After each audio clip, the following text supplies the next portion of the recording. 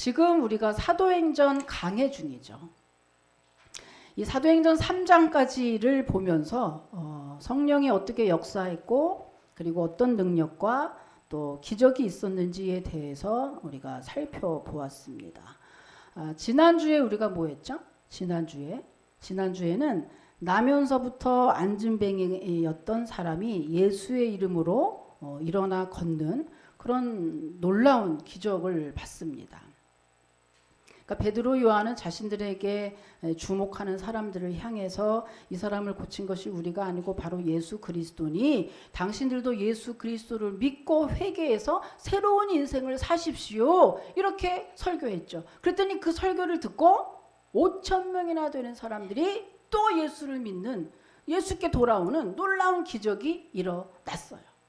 그러니까 안진뱅이 한 사람이 예수 이름으로 고침받는 것을 통해서 이 초대교회가 120명에서 출발해서 3,000명, 5,000명 기하급수적으로 지금 성장하고 있는 겁니다.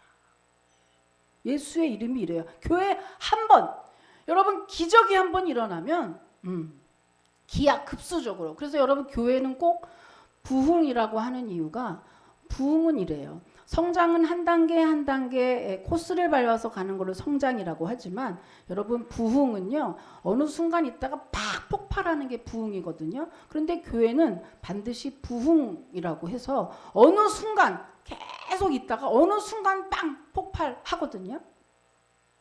이게 초대교회가 그랬다는 거죠. 이거를 보면은 우리들도 그죠? 지금 8년, 9년째 이제 향해 가고 있는데 우리도 낙심만 할 것이 아니라 낙심하지 않고 계속해서 예수의 이름 전하고 부르짖고 그죠? 기도하고 씨를 뿌리면 때가 되면 주님이 부흥하게 하실 줄로 믿습니다.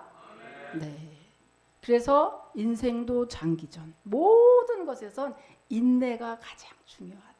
인내. 주님의 하실 것을 기대하고 소망 가운데 인내하는 거. 자, 근데 여기까지면은 참 얼마나 좋겠습니까? 많은 이 초대교회에 여기까지가 아니라 문제가 생겼습니다. 여기까지가 아니라 문제가 생겼는데요. 자, 2절, 3절을 한번 여러분 읽어보십시오. 2절, 3절입니다. 한번 읽어보세요. 시작.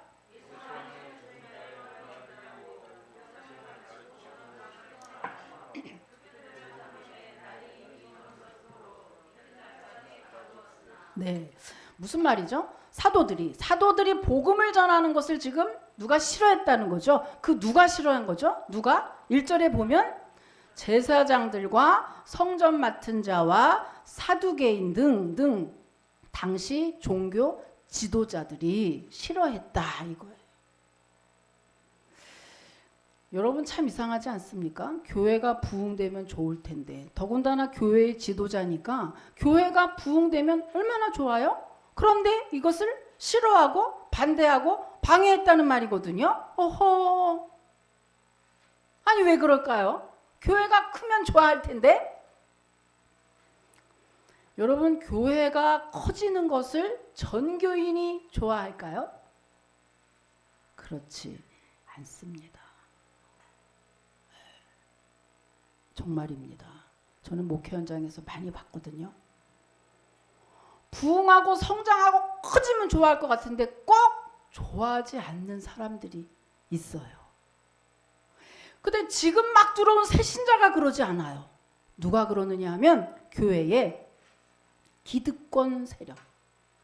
교회에서 어떠한 직분이 있고 파워를 누리고 권세를 누리고 있는 기득권이라고 하죠. 이 기득권 세력들이 도리어 교회가 커지는 것을 방해하고 싫어할 수가 있다 이거예요. 왜 그럴까? 왜 그러냐 하면 그들이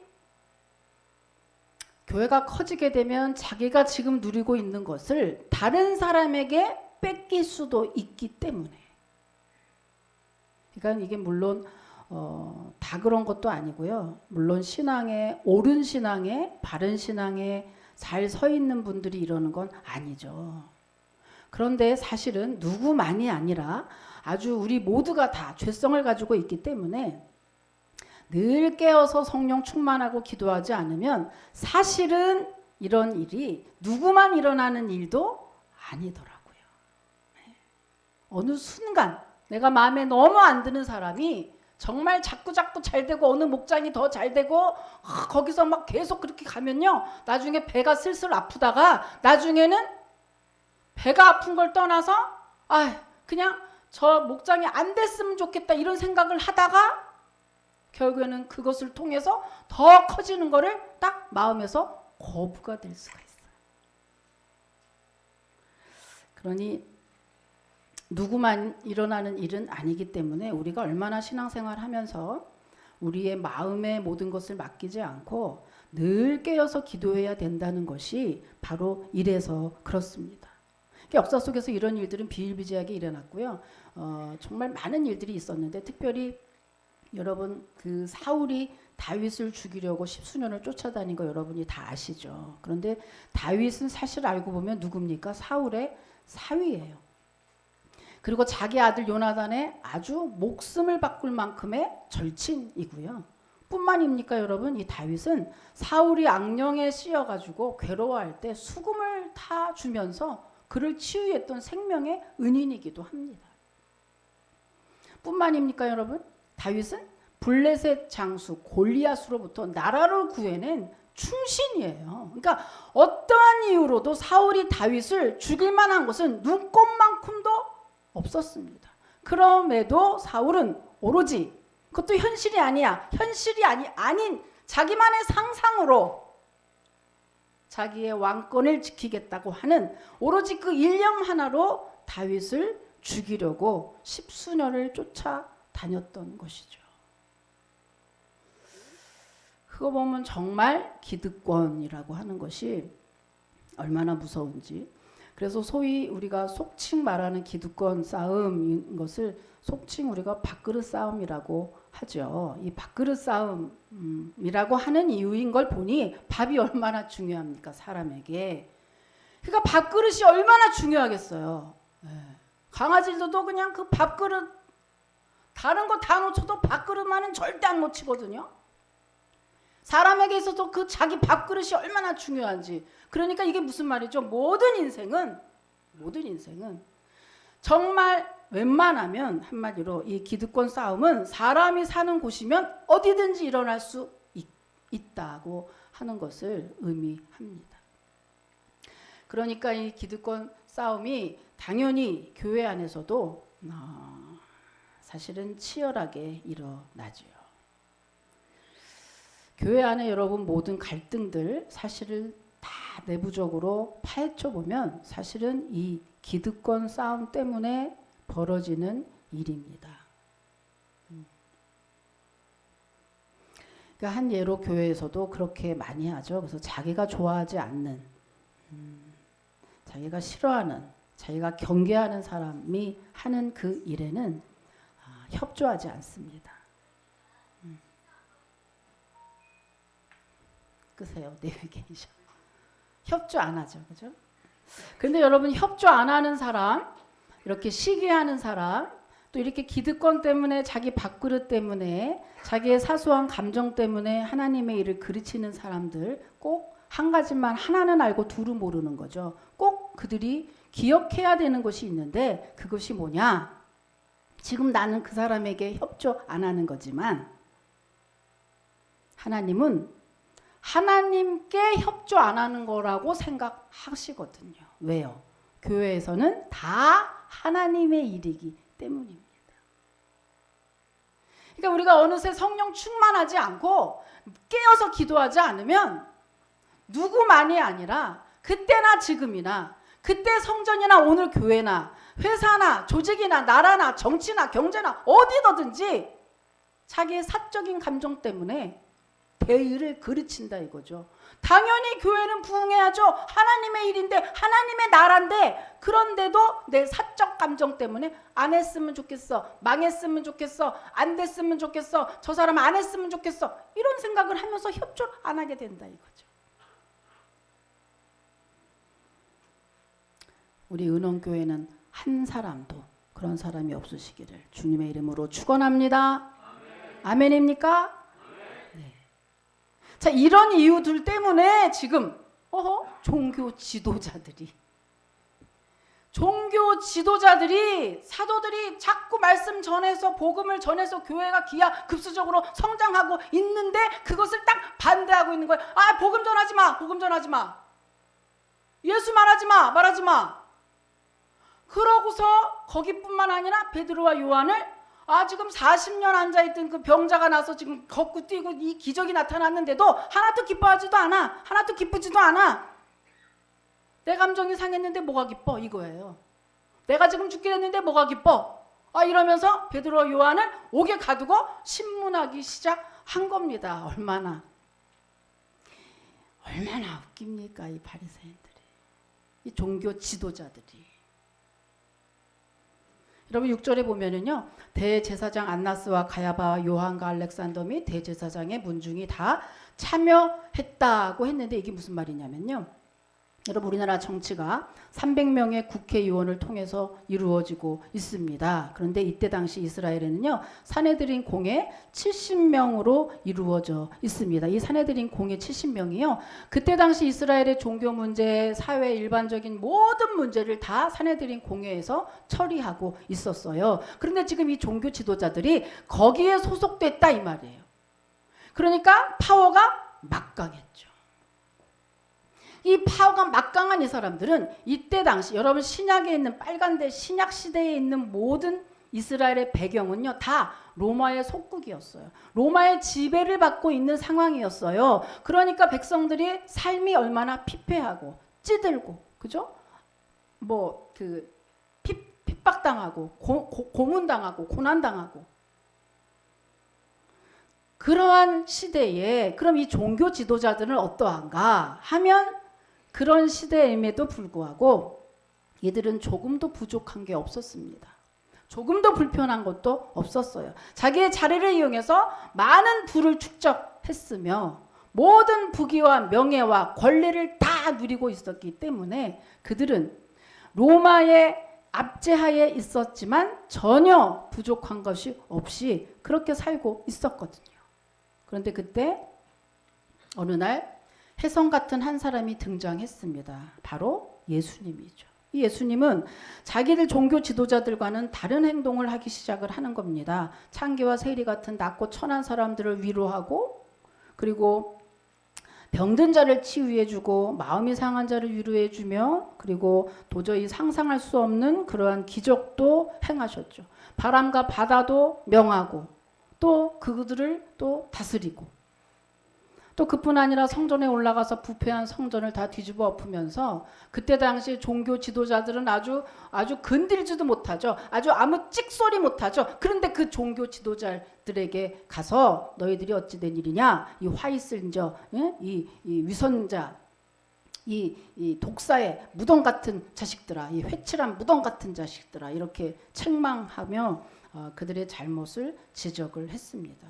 그러니까 이것이 못마땅했던 우리 종교 지도자들이 예수님이 메시아라는 사실을 모른 채 그저 십자가에 못 박아 죽여버렸던 것이죠. 그러니까 예수님이 십자가에 처형되면서 모든 상황은 다 종료됐다고 생각을 했을 겁니다. 그러나 그것은 그들만의 착각이었죠. 예수님이 3일이 됐어요. 예수님이 돌아가시 3일 만에 예수님이 부활했다는 소문들이 들려오기 시작을 합니다. 그러더니 진짜 예수님이 부활해서 제자들에게 11번이나 나타났다는 거예요. 그 소문이 점점 가더니 이제는 또 제자들이 보는 데서 구름을 타고 올라갔다는 거예요. 그러더니 열흘이 지난 후에 이제 예수님의 제자들이 120명이 어디에 모였다 이런 소문이 듣더니 그 120명의 제자들이 어때요? 뭐래요? 성령의 충만함을 받았다 이런 소식이 들려와요. 그러더니 진짜로 보니까 갈릴리 촌놈들이 막 외국어로 방언을 하기 시작을 하는 겁니다. 그러더니 정말 아까까지는 눈에 보이지 않았지만 지금은 진짜 이제 눈에 보이기 시작해요. 저들이 이상해진 게 왜? 자, 베드로가 이제 설교를 하기 시작을 했는데 베드로가 설교했더니 3,000명이 예수를 믿는, 죽게 돌아오는 기적이 일어난 거예요. 그리고 얼마 후에 종교 지도자들도 다 아는, 정말 유명하겠죠. 한 사람이 나면서부터 40년을 성전 미문에서 구걸을 했으니 그 사람은요 다 아는 사람이에요. 이 거지는요 다 알고 있는 거예요. 이 종교 지도자들도 다 알았던, 나면서부터 안진뱅이였던 그 구걸했던 그 거지를 예수의 이름으로 그가 벌떡 일어났대더라.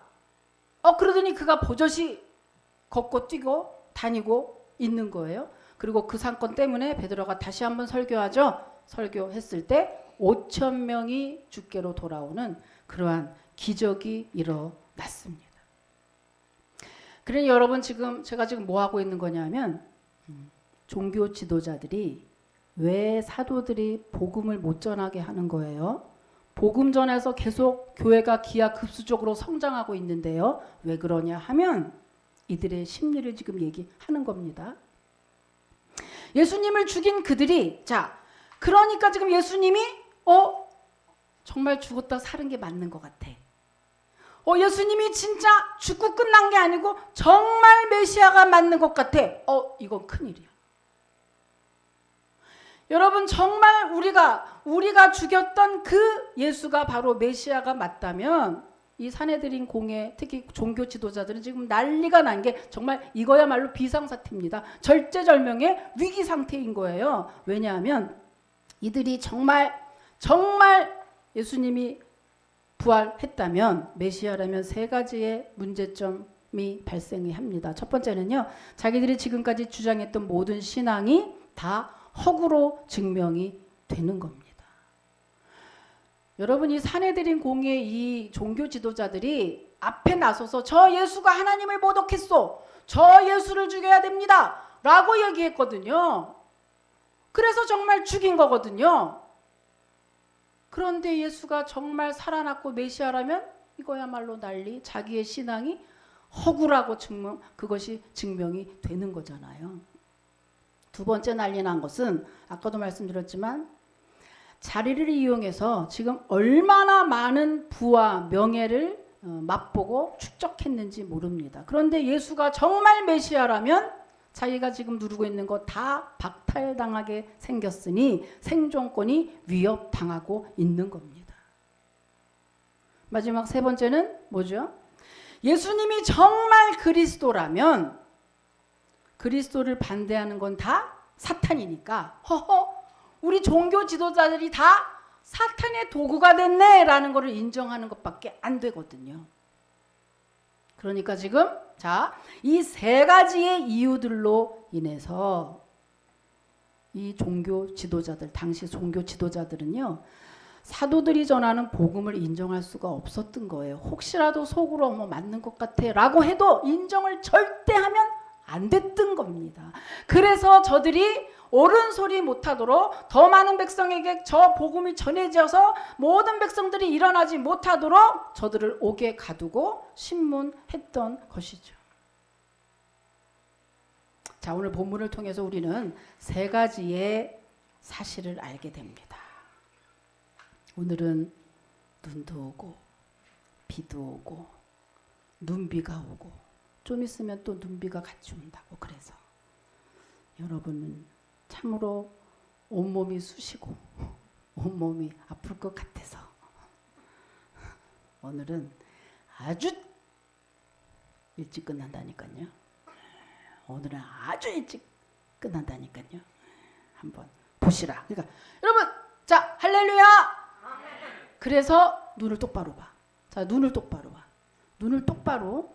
여러분, 말씀은 어디로 들어? 눈으로. 교회를 오래 다녔는데도 믿음이 성장하지 않는 것은 눈을 안 보기 때문에 그래요. 눈을 안 보는 사람은 절대 성장하지 않습니다. 네. 말씀은 귀로 듣는 게 아니에요. 가슴으로 듣고 눈으로 듣는 거예요. 자, 손 꽉지 딱 끼시고 그대로 움직이지 마시고. 첫 번째, 오늘 본문을 통해서 첫 번째, 첫 번째 알 수 있는 것은요. 첫 번째는요. 성도는 누구도 부인할 수 없는 예수의 표적을 가져야 한다는 것입니다. 예수의 표적을 가져야 된다. 자, 여러분. 지금 이 모든 난리가 왜 일어났죠? 이 모든 난리는요. 나면서 안진뱅이였던 그 사람이 예수의 이름으로 일어나는 바람에, 그 사람이 고침받은 바람에 이 난리가 일어난 거예요. 그런데 이 사내들인 공회원들이 아까 뭐라 그랬죠? 이 사람들이 파워만 누리는 것뿐만 아니라 이 사람들의 말로 이 사람들이 예수를 죽였거든요. 그런데 오늘 보면 베드로와 요한을 옥에 가두고 신문하고 나중에 풀어주는 걸 봐요. 이 사람들이 왜 예수한테는 그렇게 해서 결국에는 죽이더니 베드로와 요한한테는 조금 느슨하게 하네. 더 옥에 가두고 절대로 못 나오게 할 수 있는 그러한 파워도 있었거든요. 그런데 왜 이들이 슬슬 풀려주는 걸까? 왜 그냥 옥에 가두고 신문하고 그냥 몇 번 그냥 경고 말씀 그냥 훈방 조치하고 그냥 끝내는 거예요? 왜 그러지? 여기에 보면 여러 가지 이유들을 아까 읽었어요. 첫 번째는 뭐였냐면 백성들의 눈치를 보느라고. 두 번째는 뭐였냐면 산 증인이 있으니까. 바로 예수의 표적을 가지고 있는 나면서 안진뱅이가 일어나서 버젓이 걸어다니고 있는 그 표적이 있으니 말할 수 없었다 이런 말이죠. 자, 4장 14절 한번 여러분이 읽어보십시오. 4장 14절 시작.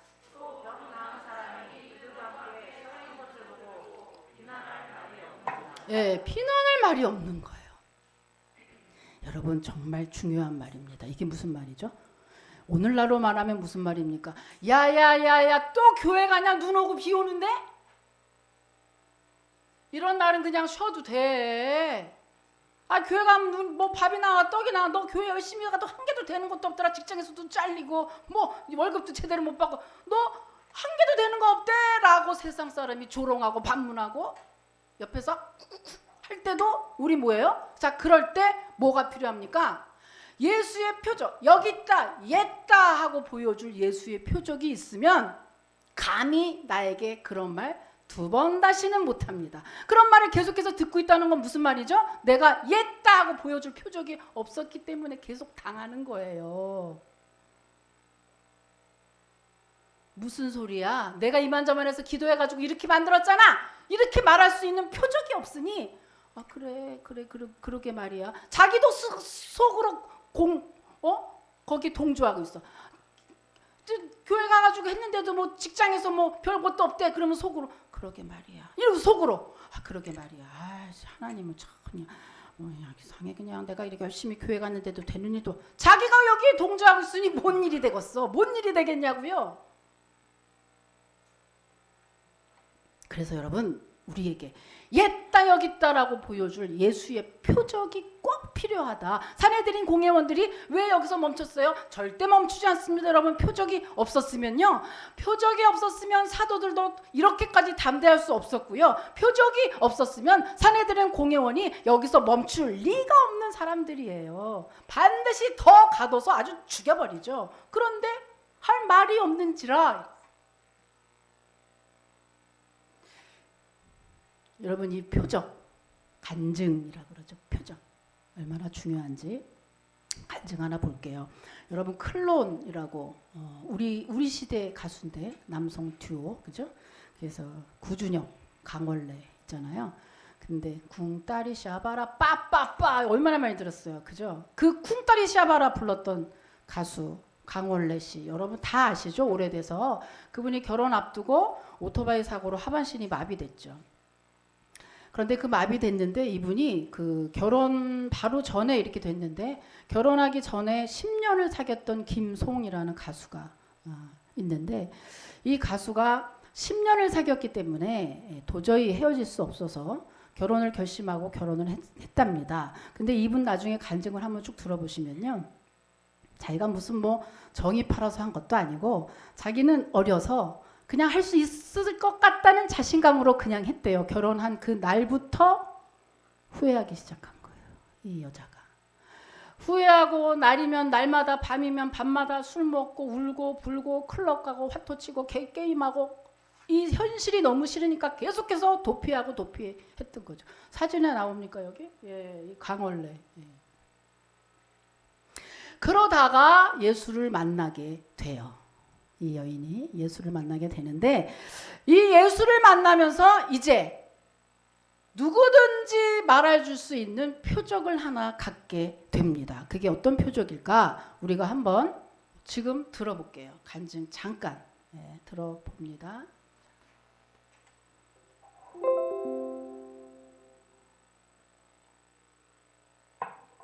하면서 또 기도 제목을 내놨는데 목자님이 하나님이 주실 수도 있고 안 주실 수도 있대요. 그리고 나서 결과는 또 실패였어요. 실패 중에서도 가장 최악의 결과였어요. 처음으로 다시는 아기 가질 수 없대요. 그냥 정자가 아예 없다고 그렇게 얘기를 하더라고요. 근데 그때 제가 제 마음에 드는 게 날 구원하신 주 감사, 응답하신 기도 감사, 거절하신 것 감사, 그 찬양이 막 나오는 거예요. 그러면서 주체할 수 없는 이렇게 감사 눈물이 막 흘렀거든요. 근데 그날 남편이 술 마시고 집에 와서 온 집안을 다 때려 부시더라고요. 근데 그때 그 다음날 저한테도 잘 말 못해요. 미안하다고 하면서 그때 이제 그 모 프로그램에서 계속 촬영을 하고 있었거든요. 저희 시험관학에 대한. 근데 그 PD한테 얘기를 하더래요. 당신은 앞으로 평생 걸을 수 없습니다. 그런 하반신마비 장애 판정 받았을 때랑 똑같은 상처였대요. 다시는 아기 가질 수 없습니다. 그러면서 근데 제가요 6개월이 지나고 나서 제가 항상 이렇게 전 솔직히 기도도 잘 못해요. 너무 어린아이 같이 그냥 하나님 제가 봐도 너무너무 이렇게 꾸미지도 못하고요. 정말 잘하고 싶은데 기도를 잘 못해서 기도 노트 이렇게 적거든요. 그리고 그때가 새벽이었는데 하나님이 내게 주신 얼마나 큰 은혜들 축복들이 많을까 하고 하나하나 이렇게 보면서 그때 생각지도 못했던 쓴지도 몰랐는데 그 기도 제목을 제가 발견했는데요. 하나님 저 요번에 시험관하게 하는데 실패하더라도 저 예전처럼 하나님 원망하지 않게 해주세요. 저 계속 하나님 믿고 계속 이렇게 교회 나갈 수 있게 해주세요. 그 기도 제목, 그 짧은 기도를 썼는데 그 기도에 대한 응답이었더라고요. 그 시간에 하나님이 6개월이 지난 그 시간에 그걸 보게 하시고 혼자 막 부흥이 열었어요. 너무 감사해서. 예전에는 하나님 원망하고 마음의 문을 닫았는데 똑같은 상황인데 이제는 감사하나. 그게 너무너무 감사하더라고요.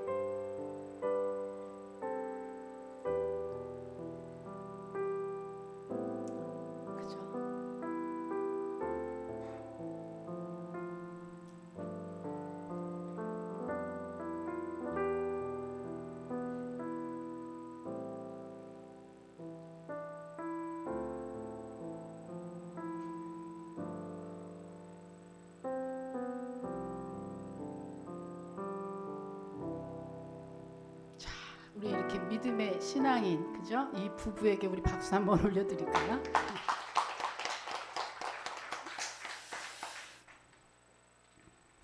어떠십니까 여러분? 예수의 이름은 책 속에 있는 이름이 아니고 어떤 누구만 누리는 이름이 아니라 내 삶에 절대 불가능한 것을 가능하게 하시는 위대한 이름이고 지금 내가 언제든지 쓸 수 있는 이름이고 나와 함께 하시는 이름이라고 하는 것입니다. 여러분은 이 표적, 여러분은 어떠세요? 여러분은 어떤 표적을 가지고 계시는지요?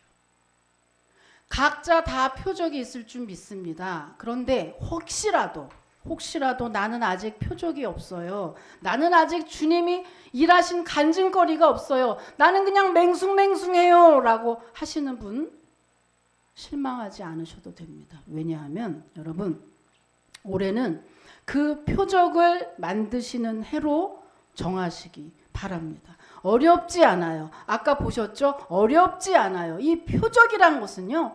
내가 정말 안 되는, 정말로 원하는 그 문제를 기도 제목으로 바꿔서 기도하면 주님의 그 표적을 얻어낼 수 있는 거거든요. 여러분 문제 속에 빠져서 고민하고 낙심하고 원망하는 것은 세상 사람들이나 하는 일입니다. 문제 없는 인생이 어디 있습니까? 다 문제가 있습니다. 어떤 사람은 더 크고 어떤 사람은 더 작고, 그러나 그 작고 큰 것도 우리 인생의 각자에게는 다 큰 문제로 다가오지요. 문제는 문제가 없는 게 아니라 그 문제를 어떻게 대응할 것이냐, 이것이 성도에게는 관건이라고 하는 거죠. 성도는 원수의 머리를 쪼개시고 죽음을 이기시고 지옥을 이기시고 3일 만에 부활하신 그 능력의 주님이 나와 늘 함께 하시고 그 분이 내 안에 성령으로 지금도 함께 하시기에 예수의 이름 앞에는 어떤 일도 도전할 수 있고 예수의 이름은 어떤 상황에서도 승리하게 되는 줄 여러분 믿으시길 축복합니다. 그런데 왜 실망하십니까? 그런데 왜 콧바트리고, 그런데 왜 무엇 때문에 낙심하고 포기하고 있느냐? 성도에게 포기는 어울리는 단어가 아니라.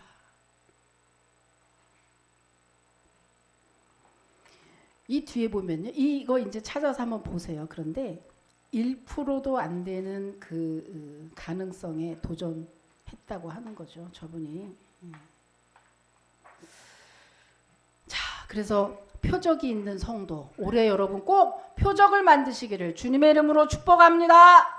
자, 두 번째입니다. 본문을 통해서 느껴야 되는 두 번째는요, 성도는 보고 들은 것을 다 증언해야 하는 증인이라고 하는 것입니다. 여러분, 사내들인 공회원들이 너희가 다시는 예수의 이름으로 말하지도 말고 가르치지도 말라고 위협했을 때 베드로와 요한이 뭐라고 답했죠? 뭐라고 답했습니까? 자, 4장 19절 20절 또 한번 읽어보세요. 19절 20절입니다. 시작.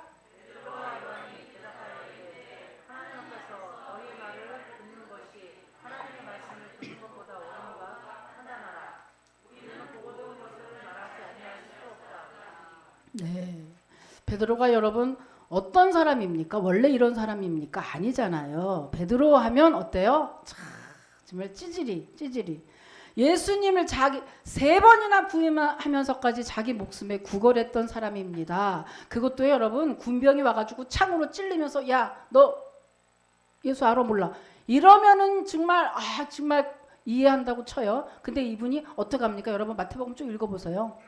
나중에는 여정이 와가지고 나 저 사람 예수랑 같이 있는 거 봤는데 이 말에도 내가 언제 나는 그 사람 몰라 이러가면서 부인했던 사람이 베드로예요. 이 찌질이 참 못난 사람 아닙니까? 그런 베드로가 지금 뭐라고 말하죠? 하나님의 말씀을 너희 앞에 내가 너희 말을 듣는 게 옳은지 하나님의 말씀을 듣는 게 옳은지 너희들이 판단해봐라.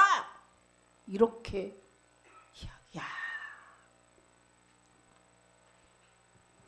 그렇게 비겁했던 베드로가 이렇게 담대해졌습니다. 여러분, 사람은 쉽게 변하지 않습니다. 그러나 성령은 천성도 변하게 한다고 하는 것이죠. 할렐루야.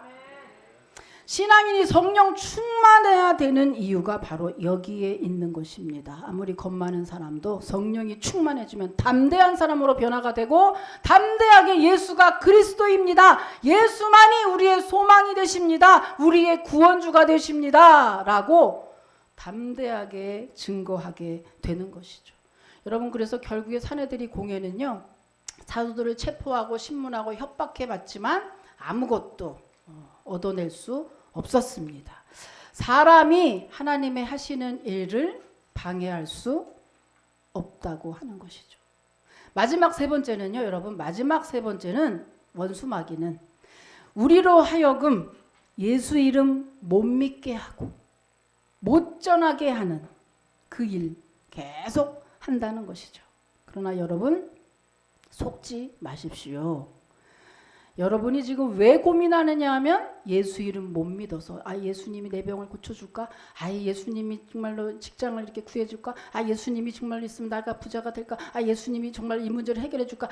예수님이라도 이거는 못할 거야! 라는 생각을 여러분 하시는 거, 그거 마귀가 와서 여러분 속이는 것이다 이 말이죠. 예수 안에 우리의 생, 사, 화, 복이 다 있는 줄 여러분 믿으시길 축복합니다.